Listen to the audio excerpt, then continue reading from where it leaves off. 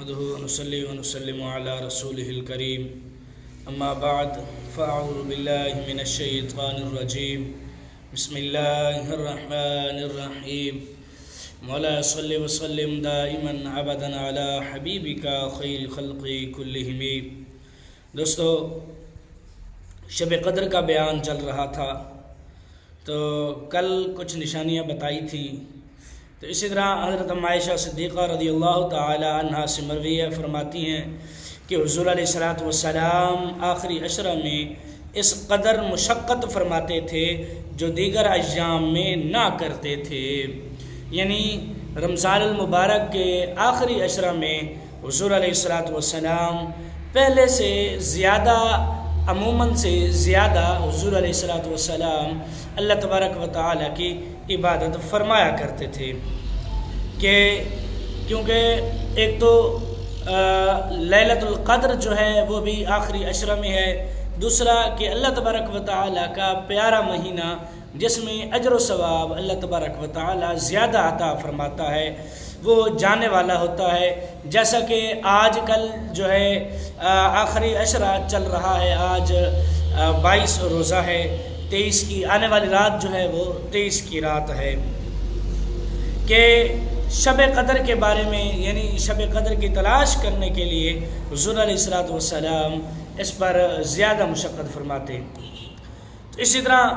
دوسری روایت حضرت عائشہ صدیقہ رضی اللہ تعالی عنہا سے روایتیں فرماتی ہیں کہ آخری عشرے میں تو رسول اللہ صلی اللہ علیہ وسلم کمر بستہ ہو جاتے، راتوں کو خود جاگتے اور گھر والوں کو بھی جگاتے، یعنی ایک تو حضور علیہ الصلوۃ والسلام آخری عشرہ میں خود بھی عبادت کرتے، یعنی معمول سے زیادہ عبادت کرتے، اور اپنے گھر والوں کو، ازواج مطہرات کو بھی اس کام میں مشغول رکھتے، یعنی ان کو بھی کہتے کہ اللہ تبارک و تعالیٰ کی عبادت کرو، اور کہ اللہ تبارک و تعالیٰ کی وہ بھی عبادت کرتی۔ اسی طرح حضرت عائشہ صدیقہ رضی اللہ تعالی عنہ سے مروی ہے، فرماتی ہیں کہ میں نے عرض کیا یا رسول اللہ صلی اللہ علیہ وسلم،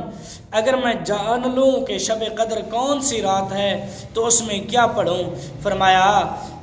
یہ عرض کرو کہ الہی تو معاف فرمانے والا ہے، معافی کو پسند کرتا ہے، مجھے معافی فرما دے، معاف کر دے۔ یعنی فرماتی ہیں کہ میں نے عرض کیا یا رسول اللہ صلی اللہ علیہ وسلم، اگر مجھے معلوم ہو جائے کہ فلاں رات جو ہے شب قدر کی رات ہے تو میں اس وقت کیا پڑھوں، یعنی اس رات میں کیا پڑھوں؟ حضور علیہ الصلوۃ والسلام نے شب قدر کا وظیفہ بتا دیا کہ اللہ تبارک و تعالیٰ کی عبادت کرو اور اللہ تبارک و تعالیٰ سے معافی طلب کرو، اللہ تبارک و تعالیٰ معافی کو پسند کرنے والا ہے، یعنی اللہ تبارک و تعالیٰ اس شخص کو بھی پسند فرماتا ہے جو اللہ تبارک و تعالیٰ سے معافی کا طلبگار ہو، جو اللہ تبارک و تعالیٰ سے معافی مانگتا رہے۔ یعنی یہاں سے یہ بھی معلوم ہوا کہ شب قدر کی نشانیاں ہیں، اور جس سے شب قدر کا معلوم ہو جاتا ہے، شب قدر کی رات کا معلوم ہو جاتا ہے کہ شب قدر کون سی رات ہے۔ جیسا کہ کل میں نے عرض کیا کہ شب قدر کی نشانی جو میں نے کل عرض کر دی، اور ان میں سے یعنی وہ ایک نشانی یہ بھی ہے، کل کی جو نشانی تھی وہ یہ ہے کہ سورج اگلے دن کی صبح کا جو سورج ہوتا ہے وہ بغیر شعاعوں کے نکلتا ہے، یعنی ان میں شعاعیں نہیں ہوتی، جیسے ہی نکلتا ہے اور اس کے بعد تھوڑی دیر کے بعد شعاعیں نکلنا شروع ہو جاتی ہیں، یعنی بغیر شعاعوں کے سورج نکلتا ہے۔ اسی طرح دوسری نشانی یہ بھی ہے کہ اس رات میں ٹھنڈک ہوتی ہے، ہلکی پھلکی ٹھنڈک محسوس ہوتی ہے، اور اس رات بادل وغیرہ میرا خیال ہے نہیں ہوتے، بالکل آسمان صاف ہوتا ہے، ہو سکتا ہے اس رات بارش بھی ہو جائے، اور اس کے ساتھ ساتھ جو ہے یہ بھی ہے کہ موسم بالکل صاف ستھرا ہوتا ہے، اس رات بادل وغیرہ نہیں ہوتے، اور یہ ہیں شب قدر کی نشانیاں۔ تو اسی طرح حضرت ابو بکرہ رضی اللہ تعالی عنہ سے مروی ہے، فرماتی ہیں کہ میں نے حضور علیہ الصلوۃ والسلام کو یہ فرماتے ہوئے سنا کہ جب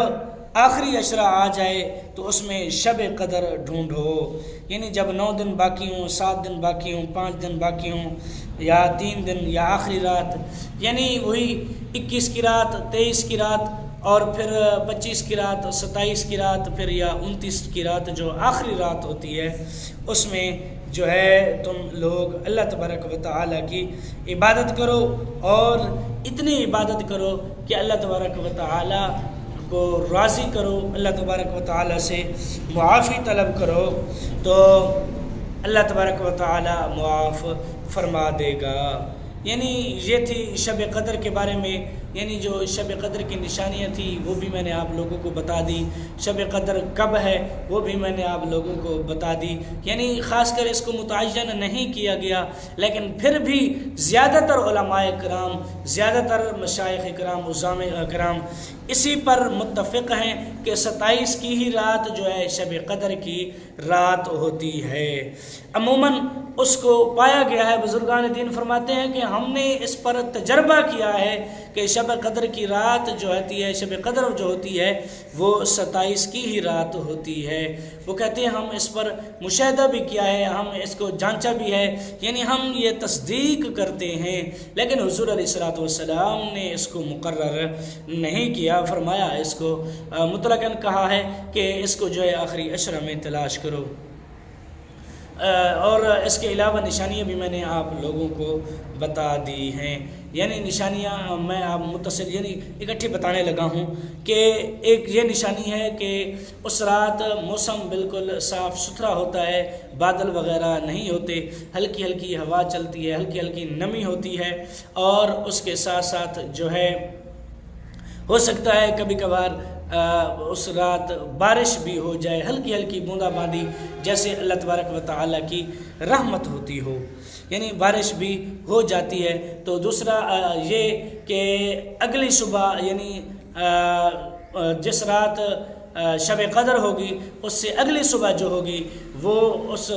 صبح کا سورج جو طلوع ہوگا وہ بغیر شعاؤں کے طلوع ہوگا، شعائیں نظر نہیں آئیں گی، تھوڑی دیر کے بعد شعائیں واضح ہو جائیں گی۔ اور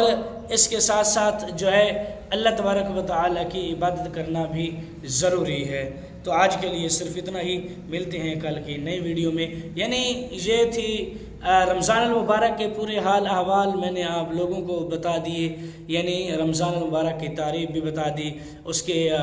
فضائل بھی بتا دیے، اور اس کے ساتھ ساتھ جو ہے اعتکاف کے بارے میں بھی میں نے بتایا، اور شب قدر کے بارے میں بھی میں نے بتایا۔ اسی طرح انشاءاللہ العزیز احادیث مبارکہ کی روح سے سب کچھ آپ لوگوں کو میں اسی طرح بتاتا رہوں گا۔ یعنی کل جو ہے ہم درس حدیث کی طرف پھر آ جائیں گے، یعنی کل درس حدیث بیان کریں گے۔ تو آج کے لیے صرف اتنا ہی، ملتے ہیں کل کی نئی ویڈیو میں۔ تو دعاؤں میں یاد رکھنا، جو نئے ہیں میرے چینل پر وہ چینل کریں سبسکرائب، ویڈیو لائک اور شیئر ضرور کریں۔ سبسکرائب کرنے کے بعد اپنے دوستوں کے ساتھ صدقہ جاریہ سمجھ کر ضرور شیئر کیا کریں۔ تو آج کے لیے اتنا ہی، کل تک کے لیے اللہ حافظ۔